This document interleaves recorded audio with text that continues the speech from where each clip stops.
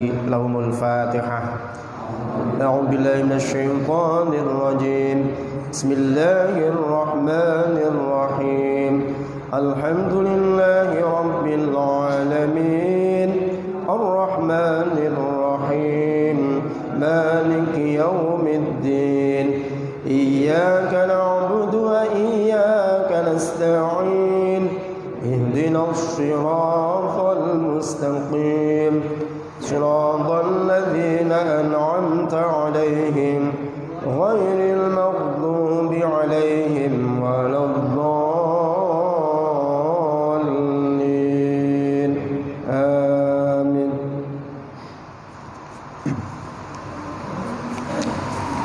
Allah, alhamdulillah.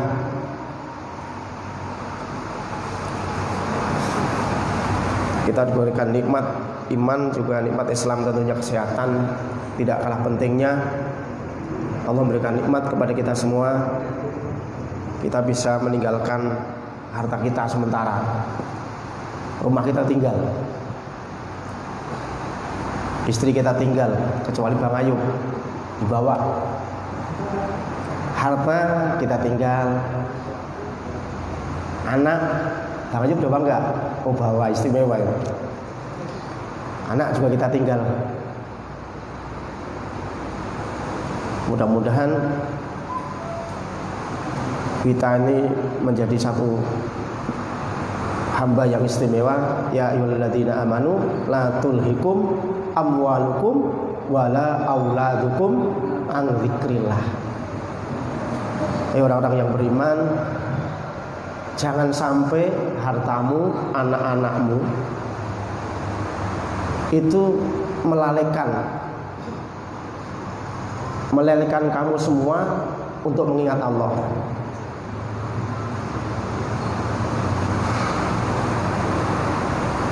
Nah, ini satu peringatan bahwa banyak orang yang lalai untuk mengingat Allah dikarenakan karena anak, karena bojo, karena istri, karena pekerjaan, karena harta. Tapi Allah sudah memberikan peringatan. Wa may yaf'al dzalika faulaika humul khasirun. Barang siapa yang melakukan itu, kok putranya, anaknya, hartanya menjadikan dia lalai kepada mengingat Allah, maka dia termasuk orang-orang yang rugi. Kita alhamdulillah nih. Jadi kayak gitu nikmatnya ini.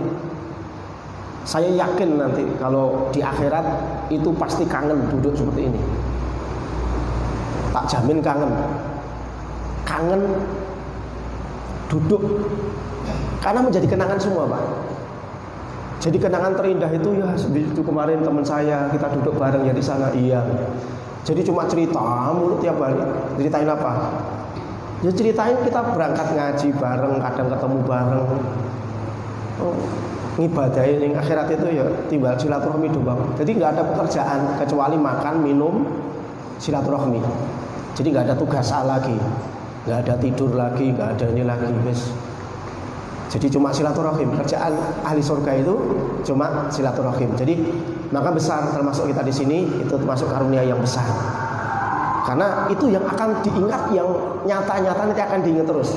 Karena pekerjaannya besok di silaturahim pasti akan diingat di silaturahimnya. Dan ngaji yang seperti ini, pengajian kita duduk bisa bareng, bisa mengingat Allah, bisa pengen mengetahui diri kita, pengen mengakui siapa sih zat yang kita sembah itu. Kemudian termasuk diri kita kan, berarti kalau ngaji itu secara langsung atau tidak langsung itu ngakui pertama, ya Allah aku bodoh, ya Allah penyakitku masih banyak, penyakit hatinya ini, aku masih punya penyakit yang harus tak sembuhkan. Oh iya, saya itu masih butuh ilmu, saya masih pengen ketika saya memang ditakdirkan ke surga, aku pengen surganya yang tinggi lah, derajatnya biar tinggi. Masih pengen, ya Allah saya pengen jadi hamba yang kau cintai. Itu karena ngaji. Jadi jangan sampai anak kita, harta kita itu justru melalaikan kita dari ibadah. Minimal bertahan saja, Pak. Minimal sampai akhir hayat kita itu bertahan. Malam minggu yang sudah kita istiqomah ngaji itu pertahankan terus. Kalau memang mau tidak bisa, ganti hari lain. Malam Senin ada pengajian, tak, ya udah itu untuk pengganti hari Minggu. Jadi jangan sampai kurang nilainya itu. Akhir hayat kita jangan sampai nilainya kurang. Ikhlas meningkat. Justru pas akhir hayat kita itu yang paling bagus. Itu khawatimah. Jadi terbaik, amal yang terbaik waktu mau meninggal dunia, akhir hayat kita, itu yang istimewa ya. Jadi saya menyarankan keistiqomahan yang sudah dijalankan. Andai besok tahu-tahu ada yang tinggal di Sukabumi, itu tetap cari pengajian. Andai ada yang besok nikah tinggal di Bogor, terlalu jauh, di Bogornya di mana, di puncak gitu ya, mau ke sini awang-awangan, cari pengajian di sana. Yang penting rutinitas tiap minggu itu apa yang kita kerjakan. Kalau kita memang hari ini bisa mengerjakan pengajian tiap minggu itu 3 kali, wes minimal pertahankan 3 kali itu. Wes berarti harus nyari hari lain, kecuali kalau malam minggu tidak bisa, cari hari lain yang bisa dilakukan. Biar terus. Nah itu kalau jalan itu terus. Nah, itu nanti timbul karena istiqomah itu ya, khairun min alfi karomah. Jadi istiqomah itu lebih bagus daripada 1000 keramat. Orang terbang itu masih kecil, jalan di atas air itu masih kecil. Yang susah istiqomah ngaji malam minggu, nggak berhenti sampai mati ya itu. Itu lebih hebat daripada cuma terbang, cuma bisa datangkan duit 1 miliar, 1 kedipan. Itu mah nggak susah.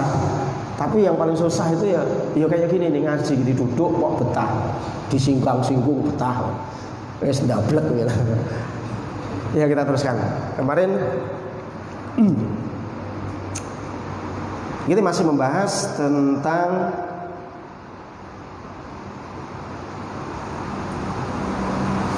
baca dia. Wa hisnu hadzal hisni, adapun bentengnya ikilah benteng iku zikruma, nginget-nginget sesuatu, ngadzoma yang telah mengagungkan siapa Allah, Gusti Allah Ta'ala, min haqqil mu'mini, dari hak-haknya orang mukmin, wa rafa'a, dan meninggikan sapa Allah mingkut drihi, dari derajatnya orang mukmin. Jadi kalau supaya kita memiliki benteng berlapis-lapis agar kita nggak punya penyakit hasud, yaitu selalu mengingat bahwa orang mukmin itu walau keadaan seperti apapun, kok dia masih mukmin, masih muslim, itu masih diagungkan oleh Allah. Dosanya banyak, tetap kalau dia sudah mengikrarkan la ilaha illallah atau asyhadu an la ilaha illallah, itu sudah istimewa. Karena kalau dia bisa bertahan sampai matinya, dia di akhirat itu masih bisa selamat.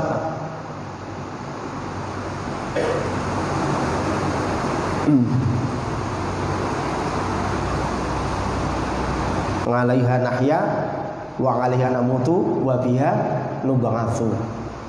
Jadi la ilaha illallah itu ya hidup ya, kita itu cuma tujuannya cuma menegakkan la ilaha illallah ini. Hidup ini menegakkan la ilaha illallah. Orang usah sholat saiki, ya. Syahadat enggak usah sholat. Nanti kalau mati begitu mau dicabut nyawanya la ilaha illallah, masa surga. Tapi ono enggak gitu. Aku punya temen namanya Ustaz Burda, itu kerja di rumah sakit Polri, teman satu pesantren di Termas, lulus bareng. Beliau itu kerja di rumah sakit Bintal, rumah sakit haji. Beliau sudah menemukan berapa ribu orang yang dia nunggu ketika meninggal dunia, tapi belum satu pun menemukan ketika dituntun itu bisa baca la ilaha illallah sampai sekarang. Pokoknya kalau kamu menemukan satu orang la ilaha illallah, kabarin saya gitu. Siap. Itu belum pernah. Kerja udah berumur 10 tahun lebih. Oh, saya belum kenal dia, udah kenal dari tahun berapa dia? Dari 9 berapa gitu.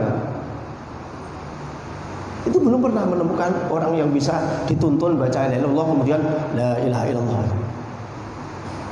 Berarti ini memang orang yang hidup dengan la ilaha illallah, meninggal dengan la ilaha illallah, dan nanti ketika digiring bersama-sama seluruh manusia sedunia, sejagat dari Nabi Adam sampai akhir zaman, itu mau digiring ke mahsyar, dikumpulkan jadi satu, penentuan ini ke surga atau ke neraka, itu ketika orang berpegangan masih dengan la ilaha illallah ini makin selamat.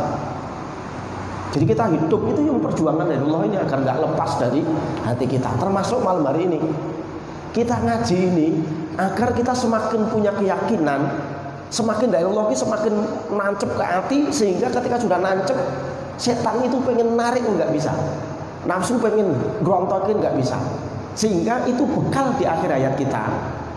Bekal di akhir hayat kita itu dalam keadaan husnul khotimah. Kalau coba banyak ngaji, nanti tahu cara ngadepi saya khawatir nggak husnul khotimah. Itu kan dia udah berpikir karena ngaji. Waduh, begitu momen udah detik-detik dia sakit parah, keingetan ngajinya, ya Allah begini saya, ya Allah dosa saya banyak, ya Allah ampuni dosa saya, ya Allah, dan lain-lain, keingetan ngajinya. Aduh, khawatir hal-hal yang menjadikan dia husnul khotimah itu langsung terdeteksi duluan. Setan begitu goda, keingetan ngajinya lagi. Setan godain, keingetan ngajinya. Jadi terus keingetan ngajinya, malaikat bisikin juga, kamu dulu pulang ngaji, ingetin harus gini. Setan godain. Jadi ketika kita ilmunya banyak, minimal nanti bekal kita ketika kita sudah diberikan satu kebaikan. Mayuritillah khairan yufaqihu fiddin. Barang siapa yang diberikan kehendak kebaikan, itu pasti dia akan yufaqihu, itu pasti akan dipinterkan agama. Tapi jangan kosong pinter, yang penting itu. Kok aku masih bodoh terus ya, ngaji sudah 15 tahun, ngaji hikam, ngaji minhajul ngabidin. Ya bagus. Kalau masih merasa bodoh ya bagus ya. Takutnya kalau udah pinter gak mau ngaji lagi loh. Ya. Itu ngalamat celaka malah. Tapi kalau Allah sih gak bisa ya. Ya wes alhamdulillah, malah gak bisa itu. Kok aku gak bisa? Ya wes alhamdulillah. Justru itu yang mendorong kita pengen ngaji lagi, merasa gak bisa. Ya kan? Pensiun nanti kalau merasa pinter ngajinya. Allah telah mengagungkan, jadi agar kita punya benteng yang kuat, benteng yang bisa melapisi agar kita itu tidak punya penyakit hasud, yaitu selalu ingat-ingat bahwa kita orang mukmin, kita itu punya kewajiban terhadap orang mukmin sesama muslim, juga punya hak sesama muslim. Kita punya hak untuk dihormati, tapi kita juga punya kewajiban untuk menghormati. Kita punya hak untuk tidak dibicarakan kejelekan kita, tapi kita juga punya kewajiban untuk tidak membicarakan kejelekan saudara kita. Kita punya hak untuk supaya saudara kita itu baik dengan kita, tapi yuk kita harus berbuat baik dengan saudara kita, kewajiban kita. Tapi kalau kita orang muslim itu individual, secara individu itu sudah istimewa, alias dia mau menjalankan kewajibannya saja, itu urusannya beres kabeh. Urusannya beres semua kan. Nah, kalau gitu wali semua Pak. Iya, kalau gitu wali semua kalau bisa menjalankan urusannya. Nah, kita kan baru latihan, yang paling latihan dari wali, kasih Allah ya, kayak gini. Ini termasuk cara ya. Wa rafa'a min qadrihi, dan Allah mengangkat derajatnya orang mukmin. Wa ma lahum 'indallahi minal karamati al-'azimati fil 'uqbah. Dan wa malan barang lakukan itu tetep kedue muslim indallahi di sisi Allah minal karamati sange pira-pira keramatan al-'azimati kagung fil 'uqbah ing dalam akhirat. Dan sesuatu yang tetap menjadi milik orang muslim tadi di sisi Allah, di mana di sisi Allah orang mukmin tadi memiliki satu keramat, satu kemuliaan, satu kedudukan yang al-azimati, yang agung fil ubah, yang kelak di akhirat. Gini, saya pengen tahu. Ini urusan baru ngaji, Pak. urusan baru ngaji ya, bahwa kita bisa sebenarnya bisa menciptakan taman surga. Cara menciptakannya yo ketika kita kumpul bareng, ada yang ngajar, ada yang dengerin. Maka tempat yang istimewa ini menjadi taman surga, karena kebersamaan itulah justru akan menjadi taman surga. Tempat duduk kita ini taman surga karena bersama. Sholat jamaah, sholat sendiri nilainya itu sehebat-hebatnya, ya paling-paling nilainya derajatnya 1. Tapi kalau jamaah lipat 27 kali.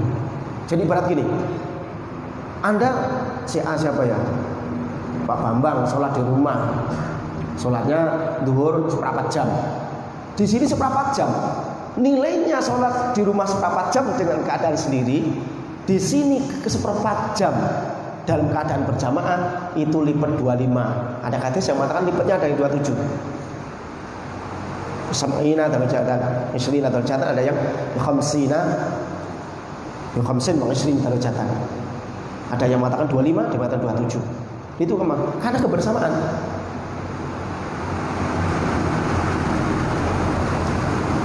Ada orang yang diselamatkan dari api neraka itu cuma seumur hidup cuma pernah sedekah secuil roti.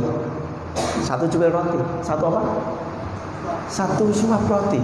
Diselamatkan Allah dengan timbangan yang satu cuil tadi. Wamal jeleknya semua ketika pahala roti tadi saking ikhlasnya.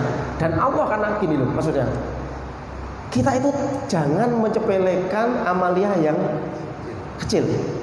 Karena gini maksudnya, amalnya sekecil apapun itu kalau ikhlas, malaikat hanya mencatat bahwa si Pak Bambang ini sedekah permen 1, pelit amat itu mama. Tapi di sisi Allah ini disimpan itu. Ikhlas itu Allah yang menyimpan. Ya, Allah yang nyimpen. Keikhlasan itu kan hati, nggak ngerti malaikat. Sepenting catat, buat zuhur asar. Perkara ikhlas ya ikhlas, malaikat wis catat saja. Tapi kalau amalia yang berhubungan dengan hati, nah itu yang istimewa. Maka ketika kita benar ikhlas, maka itu disimpan oleh Allah menjadi pahala yang nanti ketika kita berhadapan bertemu dengan Allah di akhirat itu akan diperlihatkan, dan itu bisa menjadi keridhaan Allah sehingga orang tadi suruh masuk surga ya amalnya yang sekecil itu tapi ikhlas. Tuh.